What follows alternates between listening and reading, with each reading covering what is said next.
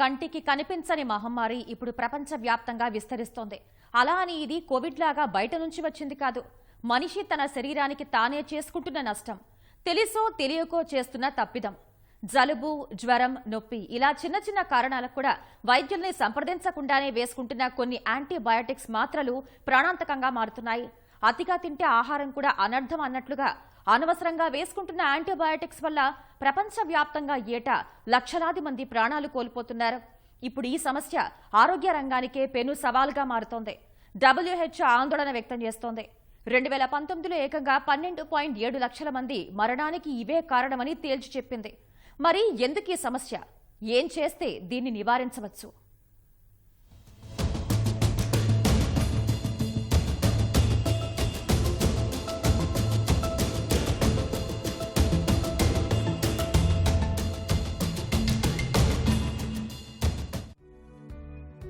చీటికి మాటికి యాంటీబయాటిక్స్ వేసుకుంటున్నారా? జ్వరం, జలుబు, తలనొప్పి, గొంతు నొప్పి, ఒళ్ళు నొప్పులు ఇలాంటి సమస్య రాగానే యాంటీబయాటిక్స్ ను ఆశ్రయిస్తున్నారా? అయితే తస్మాత్ జాగ్రత్త. మీ ప్రాణాలకు మీరే ముప్పు తెచ్చుకుంటున్నట్టే. సొంత లాభం కొంత మానుకు అనేవారు పెద్దలు. ఇప్పుడు మాత్రం సొంత వైద్యం మొత్తం మానుకు అనే పరిస్థితి వచ్చిందంటే అతిశయోక్తి కాదు. అతిగా వాడుతున్న యాంటీబయాటిక్స్ ఇప్పుడు ప్రజారోగ్యానికి పెను ప్రమాదంగా మారుతున్నాయని ప్రపంచ ఆరోగ్య సంస్థ WHO ఆందోళన వ్యక్తం చేస్తోంది. ఇది AMR అనే మహమ్మారి రూపంలో మనుషుల ప్రాణాలను హరించి వేస్తోందని కలవరపడుతోంది. ఎందుకు ప్రధాన కారణం ఎక్కువగా వాడుతున్న యాంటీబయాటిక్సే.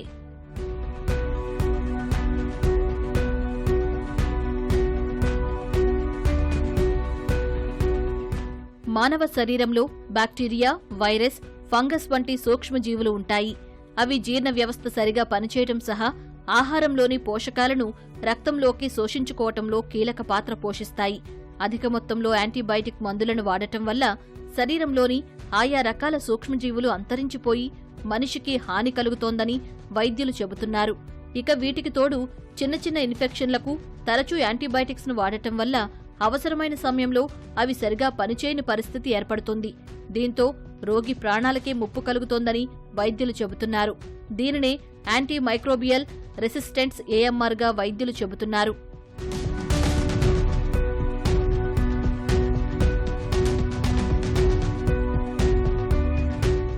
ప్రపంచంలోని అనేక దేశాల్లో AMR పెను ప్రమాదంగా మారుతోందని WHO ఆందోళన వ్యక్తం చేస్తోంది. ప్రపంచ దేశాలను కుదిపేస్తున్న 10 అతిపెద్ద ఆరోగ్య సమస్యల్లో ఇది ఒకటని పేర్కొంది. WHO గణాంకాల ప్రకారం 2019లో ప్రపంచవ్యాప్తంగా 12.7 లక్షల మంది మరణానికి AMR ప్రత్యక్ష కారణమని తేలింది. మరో 49.50 లక్షల మరణాలకు పరోక్ష కారణమని స్పష్టమైంది. 2050 నాటికి ప్రపంచవ్యాప్తంగా ఏటా సుమారు 1 కోటి మంది దీనితో మృతి చెందే ప్రమాదం ఉందని WHO అంచనా వేస్తోంది. AMR మనుషుల ప్రాణాలను హరించడమే కాదు, ఆర్థిక వ్యవస్థపైన తీవ్ర ప్రతికూల ప్రభావం చూపుతుందని హెచ్చరిస్తోంది.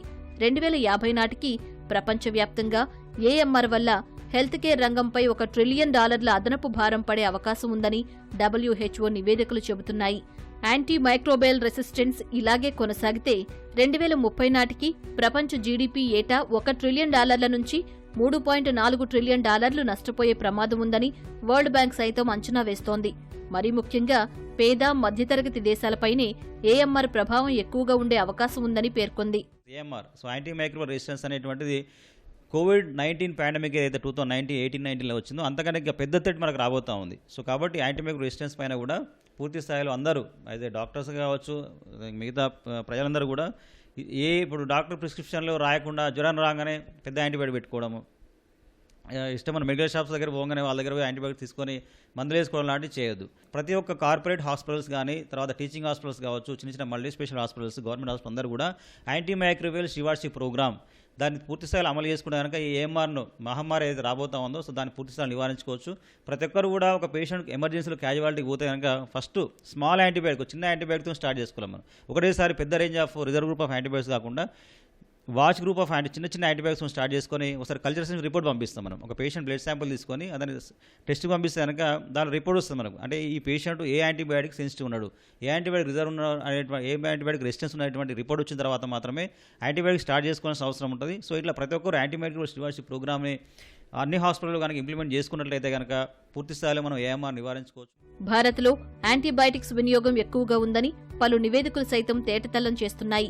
వాస్తవానికి యాంటీబయాటిక్స్ ను యాక్రెస్, వాచ్, రిజర్వ్ గ్రూప్ అని 3 రకాలుగా విభజించారు. అందులో యాక్సిస్ గ్రూప్ అంటే చిన్న చిన్న సమస్యలకు ఇచ్చేవి కాగా దాదాపు 60% యాంటీబయాటిక్స్ ఈ తరహావే ఉంటాయి. ఇక రిజర్వ్ గ్రూపులో 30% యాంటీబయాటిక్స్ ఉంటాయి. ఇవి ఇన్ఫెక్షన్ ఎక్కువగా ఉన్నవారికి, తీవ్ర అనారోగ్య సమస్యలతో బాధపడేవారికి ఇవ్వాల్సి ఉంటుంది.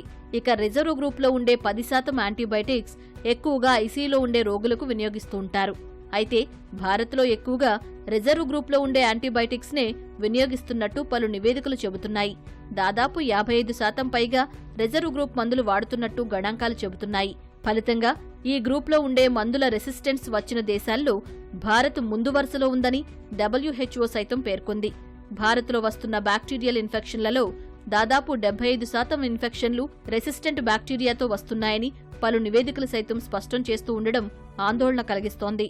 అనవసరంగా వాడినా కూడా, లేకపోతే వాడవలసిన దగ్గర సరైన డోసులో సరైన డ్యూరేషన్ వాడకపోయినా కానీ ఈ యాంటీమైక్రోబియల్ రెసిస్టెన్స్ అనేది వచ్చే ప్రమాదం ఉంది. సో దీని ద్వారా ఏమవుతుంది, ఈ మైక్రో ఆర్గానిజమ్స్ ఏవైతే ఉన్నాయో అవి వాటికి ఈ యాంటీబయాటిక్స్ పనిచేయకుండా పోతాయి. సో పనిచేయకుండా పోయినప్పుడు ఆ ఇన్ఫెక్షన్ తీవ్రతరమయ్యి అది మల్టీ ఆర్గాన్ ఫెయిల్యూర్, డెత్ దాకా కూడా దారితీయచ్చు. ఇప్పుడు మనకి రాను రాను ఇన్ఫెక్షన్స్ అన్నీ కూడా ఇంక్రీజ్ అవుతున్నాయి, కానీ అవి ఇంక్రీజ్ అయిన మేర మనకి యాంటీబయాటిక్స్ అనేవి కనుగొనబట్టలేదు. ఇప్పుడు వరకు ఉన్న యాంటీబయాటిక్స్నే మనం సేఫ్గా వాడుకోవాలి. వీటిని ఇష్టం వచ్చినట్టు వాడితే అవి పని చేయకుండా పోతే తర్వాత వాడటానికి యాంటీబయాటిక్స్ అనేవి ఉండవు. కాబట్టి మనందరి బాధ్యత ఏంటంటే యాంటీమైక్రోబియల్ రెసిస్టెన్స్ రాకుండా వాటిని చర్య తీసుకోవాలి. అందులో భాగంగానే ఈ యాంటీబయాటిక్స్ని మనం ఎప్పుడు కూడా ఓవర్ ద కౌంటర్ వాడద్దు. యాంటీబయాటిక్స్ వినియోగంపై national centre for disease control NCDC దేశవ్యాప్తంగా సర్వే నిర్వహించింది. ఇందులో 20,000 మంది పాల్గొనగా వారిలో అత్యధిక మందికి వ్యాధి నిర్ధారణ కాకముందే వైద్యులు ముందుగా యాంటీబయాటిక్స్ రాసినట్లు తేలింది. దేశవ్యాప్తంగా 20 ఆసుపత్రుల్లో జరిగిన ఈ సర్వేలో 72% మందికి వైద్యులు యాంటీబయాటిక్స్ రాసినట్లు NCDC గుర్తించింది. అందులో 45% మందికి వ్యాధి లక్షణాలు తగ్గించేందుకు ఇచ్చారు. మిగతా 55% మందికి వ్యాధి నిర్ధారణ కాకముందే ఇన్ఫెక్షన్ సోకకుండా ముందు జాగ్రత్తగా రాసినట్లు తేలింది. అయితే యాంటీబయాటిక్స్ వాడిన వారిలో కేవలం 6% మందికి మాత్రమే బ్యాక్టీరియా ఇన్ఫెక్షన్ను గుర్తించిన తర్వాత మందులు సూచించారు. మిగతా 94% మందికి వైద్యులు తమ వృత్తి అనుభవాల కారణంగా యాంటీబయాటిక్స్ సూచిస్తున్నారని తేటతెల్లం చేసింది. NCDC నివేదిక ప్రకారం అనవసరంగా అధిక మొత్తంలో యాంటీబయాటిక్లు వినియోగిస్తున్నట్లు NCDC తెలిపింది. ఈ గణాంకాలను ఇటీవల కేంద్ర ప్రభుత్వమే స్వయంగా విడుదల చేసింది. యాంటీబయాటిక్స్ అనేది ఇప్పుడు మోస్ట్ డేంజరస్ థింగ్.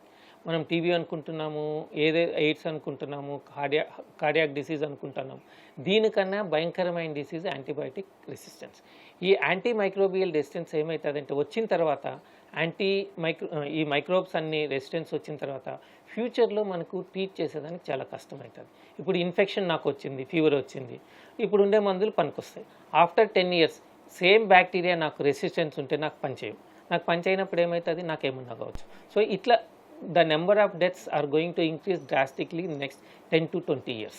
అండ్ ఇంకోటి ఏమంటే మైక్రోబియల్ రెసిస్టెన్స్ ఒకటి, ఇంకోటి రెండోది మనకు యాంటీబయాటిక్స్ అనేటివి which are going to kill this bacteria అవి డెవలప్మెంట్లో చాలా తక్కువ ఉన్నాయి.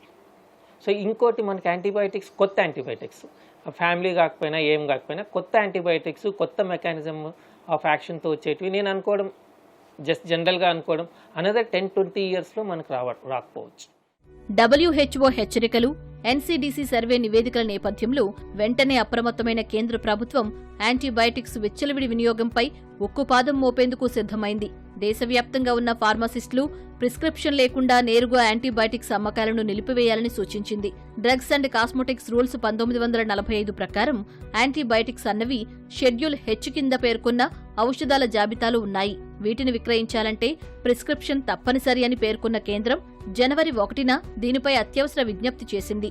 వైద్యులు సైతం యాంటీబయాటిక్స్ లేదా యాంటీమైక్రోబియల్ ఔషధాలను సూచిస్తే వాటిని ఎందుకు సిఫార్సు చేయాల్సి వచ్చిందో చెప్పాలని పేర్కొంది. ఈ మేరకు కేంద్ర ఆరోగ్య కుటుంబ సంక్షేమ మంత్రిత్వ శాఖ పరిధిలోని director general of health services Atul Goyal అన్ని మెడికల్ ఫార్మాసిస్ట్ సంఘాలకు లేఖ రాశారు. యాంటీబయాటిక్స్ వినియోగం పెరగడం వల్ల ఇన్ఫెక్షన్ కలిగించే క్రిములు వాటి నుంచి రెసిస్టెంట్ ని పొంది సూపర్ బగ్స్ గా మారుతున్నాయని, ఫలితంగా భవిష్యత్తులో అత్యవసర సమయాల్లో యాంటీబయాటిక్స్ వాడినా ప్రయోజనం ఉండదని పలువురు నిపుణులు సైతం అభిప్రాయపడుతున్నారు. ముఖ్యంగా చిన్నారుల్లో ఈ ప్రమాదం ఎక్కువగా ఉందని చెబుతున్నారు. దురదృష్టం ఏంటంటే డిగ్రీ లేకుండా డాక్టర్లము ఆర్ఎంపీలము అని చలామణి అవుతా పసికందులకి ఎంతో అరుదుగా వాడాల్సిన మహత్తరమైన యాంటీబయాటిక్స్ ఇంజెక్షన్స్ రూపేణ ఇచ్చేస్తున్నారు కొంతమంది. ఈ రకంగా ఇవ్వటం వల్ల ఈ యాంటీబయాటిక్స్ అనేవి నిజంగా అవసరమైనప్పుడు చాలా మందికి పనిచేయటం లేదు. గర్భిణీ స్త్రీలు, షుగర్ జబ్బున్నాళ్ళు, చంటి పిల్లలు ఎంతో మంది చచ్చిపోతున్నారు మందులు పనిచేయక. యాంటీబయాటిక్స్ వాడకం వల్ల తలెత్తే ఏఎంఆర్ సమస్య వచ్చే 10 ఏళ్లలో మరింత తీవ్రతరం కాగలదని వైద్య నిపుణులు ఆందోళన వ్యక్తం చేస్తున్నారు. దీనివల్ల అత్యవసర సమయాల్లో మందులు పనిచేయకపోగా కొత్త రకం ఇన్ఫెక్షన్లకు దారితీసే ప్రమాదం ఉందని హెచ్చరిస్తున్నారు. ఇక యాంటీబయాటిక్స్ విచ్చలవిడి వినియోగం మనుషులకే కాకుండా పర్యావరణానికి కూడా ప్రమాదం కలిగిస్తుందని నిపుణులు అభిప్రాయపడుతున్నారు. మనుషుల నుంచి వ్యర్థాలు నీరు, గాలి, భూమిలో కలవటం వల్ల కొత్త సమస్యలకు కారణమవుతుందని అంటున్నారు. అవి తిరిగి సూక్ష్మక్రిముల ద్వారా మనిషి శరీరంలోకే చేరతాయని చెబుతున్నారు. అందువల్ల ప్రజలు అవసరం ఉన్నా లేకున్నా యాంటీబయాటిక్స్ వాడడాన్ని ఇకనైనా మానుకోవాలని వైద్య నిపుణులు హితవు పలుకుతున్నారు.